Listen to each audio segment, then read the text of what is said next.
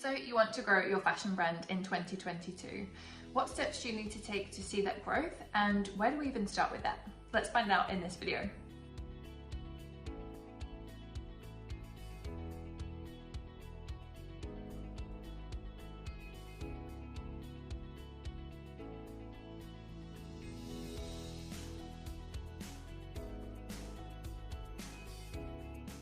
If you're new around here, hi, I'm Vicky, founder of the Fashion Business Coach, and I help small and startup fashion brands to launch and scale their businesses successfully.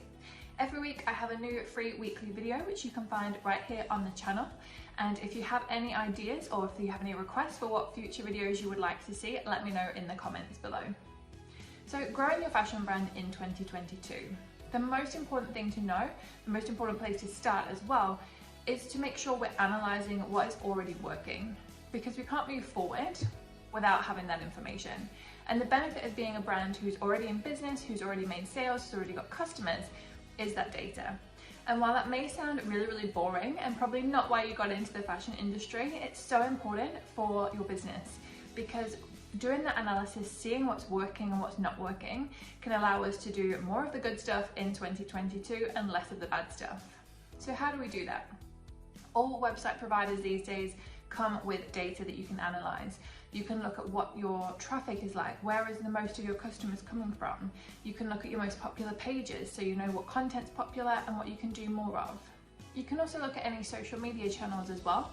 Similarly, they'll also have a lot of data that you can look at and see what posts have performed better than others and make sure that you do more of it. When you've done this analysis, when you've got all this valuable data and you understand more about your customer, what you can do then is focus everything you're doing in 2022 on that information. So for example, if you've noticed a trend that your dark coloured items have done really, really well, but not so much the pastel colours that maybe you sold, you know that this year when you're designing a collection, not to use pastel colours. You know, if they've not sold well in the past, chances are they're not going to do well this year either.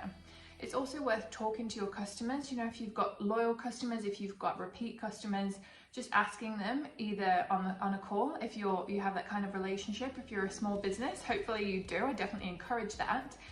Or if not, next best option is to just send them an email and a survey or something like that. So when we're designing, we can really use this data. And to be honest, when I've worked for big brands, data is what drives our design decisions. Yes, we'll look at trends. Yes, we'll look at, you know, personal preferences and what our style is and things like that. But fundamentally, designs, when you're a business person, which if you're watching this video, I'm guessing this isn't a hobby. If you're a business person, design is always led with data. In big companies that I worked for, it's totally all-consuming. Like data, I look at that a lot more than I would ever do anything else as a designer for a big brand. So just keep in mind that it is super important to really minimize the risk in your business. If you're just looking at a trend and kind of hoping for the best, it's obviously quite risky. Whereas if we're looking at, okay, so our customer really doesn't like pastel colors, that's really helping to reduce that risk by thinking, okay, what has worked well? Of course, it's always a gamble in business, but these steps can really help you to minimize the problems and minimize the amount of stock that you have left over at the end of the season that has to go into sale. The other thing that we can do with this data is on the marketing side. So have a look, as I said, at what is performing best and what's not got much traction. I'm not really interested in likes, to be honest. Likes as a business are pretty pointless, as are to an extent followers. The most important thing is people engaging and coming across to the site and making a purchase. So I never use likes as a metric for any level of success, really, simply because it's just too easy to do. There's no level of commitment there from the customer. So instead, I want to look at the kinds of posts that I've done on social or maybe on a blog or whatever you're using as your way of attracting customers.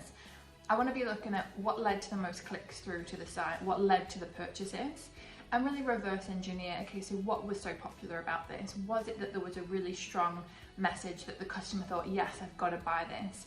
Or was it more of like a psychological kind of mindset, getting people motivated and excited to buy? What was it about this particular post or posts that made people want to go to your website? On the flip side, if you've got posts that haven't tracked well, that haven't really done anything, haven't really contributed anything to your business, you want to stop doing those kinds of posts. Often I see this as being the kind of posts where they often can be quite popular in terms of likes, but they don't actually generate followers as a minimum, or as I say, website clicks and just your general interest in your brand. So make sure that you're posting content that leads to sales and not just something to get the likes, because likes don't pay the rent, right? I really hope this has been helpful for you. If you want to learn more about marketing and growing your business, I'd love to invite you to check out the Fashion Business Membership.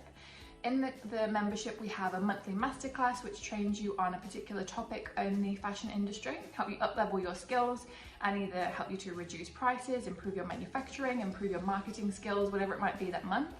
We also have 2 live Q&A sessions a month, so you can ask me a question and get that answered. And we also have an amazing community of like-minded entrepreneurs as well. I'll post all the details for that in the link below.